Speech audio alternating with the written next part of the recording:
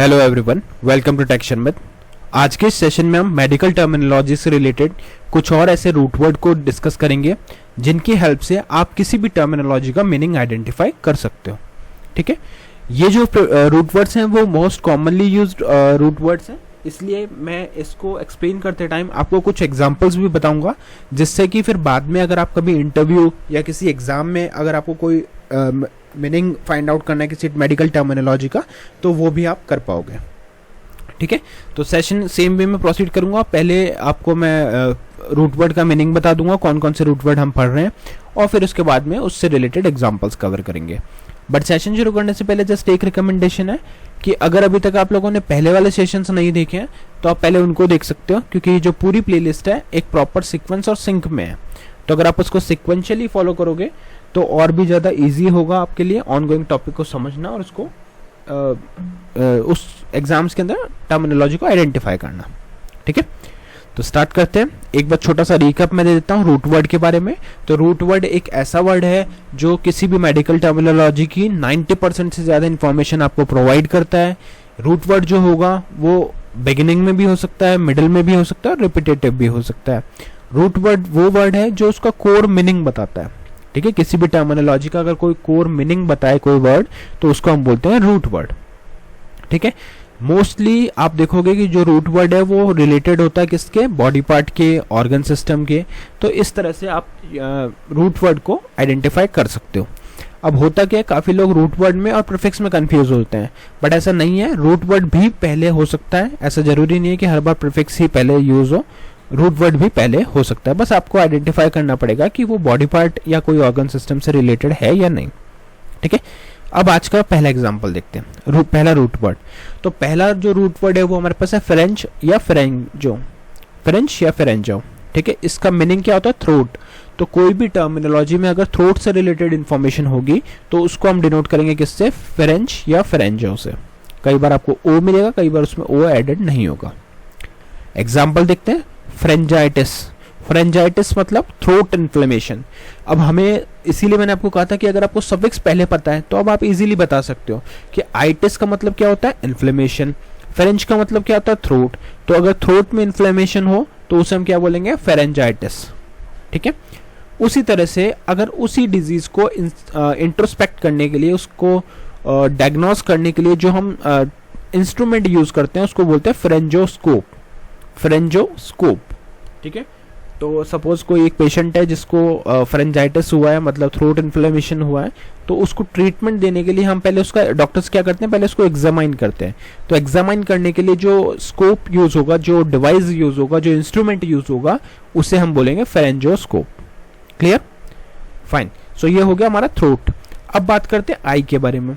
जब भी आपको किसी भी मेडिकल टर्मिनोलॉजी में आई से रिलेटेड कोई इंफॉर्मेशन मिलेगी तो वहां पे आपको जो रूट वर्ड मिलेगा वो क्या मिलेगा, ऑप्थेलम या ऑप्ट। ठीक है, ऑप्थेलम, ऑप्थेलमो, ऑप्ट या ऑप्टो। ठीक है, तो ये स्लैश ओ जब भी आपको दिखे तो उसका मतलब है कि कभी आपको ओ भी उसमें मिल सकता है, कभी नॉर्मली भी मिलेगा। ठीक है, तो ये क्लियर हो गया। एग्जाम्पल देखते हैं, जैसे ऑप्थेल्मोलॉजी। ऑप्थेल्मोलॉजी मतलब वो डॉक्टर या वो स्टडी जहाँ पे आई से रिलेटेड डिस्कशन होता है। डॉक्टर नहीं, सॉरी, डॉक्टर होगा ऑप्थेल्मोलॉजिस्ट, है ना, बट यहाँ पे हम बात कर रहे हैं क्या, ऑप्थेल्मोलॉजी, तो स्टडी ऑफ आई। ठीक है, तो जब भी आई से रिलेटेड कोई स्टडी होगी तो वहाँ पे आपको जो रूट वर्ड मिलेगा वो क्या होगा, ऑप्थेलम, ऑप्थेलमो।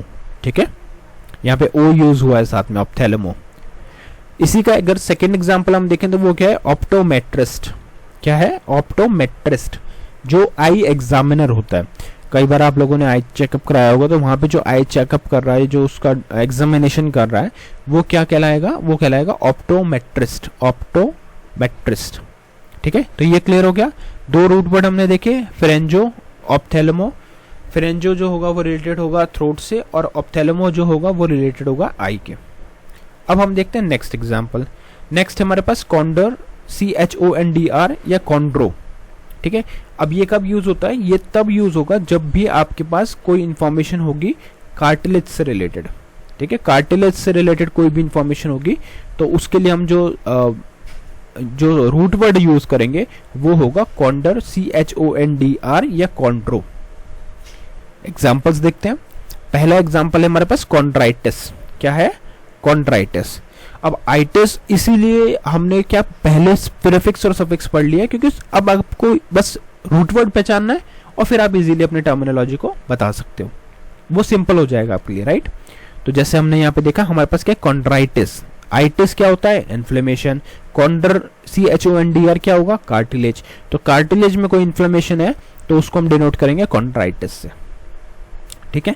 उसी तरह से हमारे पास है कॉन्ड्रोसाइट। कॉन्ड्रोसाइट, साइट यूज होता है सेल से रिलेटेड, कॉन्ड्रो यूज होता है कार्टिलेज में। तो जब भी डिस्कशन होगा कार्टिलेज सेल का तो वहां पे क्या टर्म यूज होगी? वहां पे यूज होगी कॉन्ड्रोसाइट। क्लियर? ये क्लियर है। अब हम चलते हैं नेक्स्ट पे। नेक्स्ट है हमारे पास सिफेल और सिफेलो। सिफेल या सिफेलो, ये यूज होता है हेड से रिलेटेड। अगर आपको कोई हेड इंजरी रिलेटेड टर्मिनोलॉजी मिलती है या नॉर्मल कोई भी टॉपिक आपको हेड से रिलेटेड आपको वहां पे मिलता है जहाँ पे मीनिंग हेड हो, तो उस जगह पे आपको क्या मिलेगा? सिफेल या सिफेलो। जहाँ पे सिफेल और सिफेलो डिनोट करेंगे हेड को, जैसे सिफेलेजिया। सिफेलेजिया मतलब हेडेक, ठीक है। तो अगर किसी पेशेंट को हेडेक है तो वहां पे क्या यूज होगा? वहां पे यूज होगा टर्मिनोलॉजी सिफेलेजिया, ठीक है। तो यहाँ पे सिफेल क्या है? डिनोट कर रहा है हेड को डिनोट कर रहा है, ठीक है। उसी तरह से है हमारे पास सिफेलोमेट्री। सिफेलोमेट्री मतलब हेड मेजरमेंट, ठीक है। तो अगर किसी भी डायग्नोसिस के थ्रू या किसी भी डायग्नोसिस के या ट्रीटमेंट के पर्पस से अगर किसी हेड का मेजरमेंट लिया जाता है तो उस चीज को हम किससे डिनोट करते हैं? उसको हम डिनोट करते हैं सिफेलोमेट्री से। सिफेलोमेट्री से, सिफेलोमेट्री मतलब किसी भी हेड का मेजरमेंट लेना, ठीक है। तो अब तक हमने कौन कौन से रूट वर्ड देख लिया? हमने देखा फ्रेंच, फ्रेंजो, ऑप्थेलम, एप्थेलम, ऑप्टो। नेक्स्ट हमने देखा कॉन्डर और कॉन्ड्रो, फिर देखा सिफेल और सिफेलो।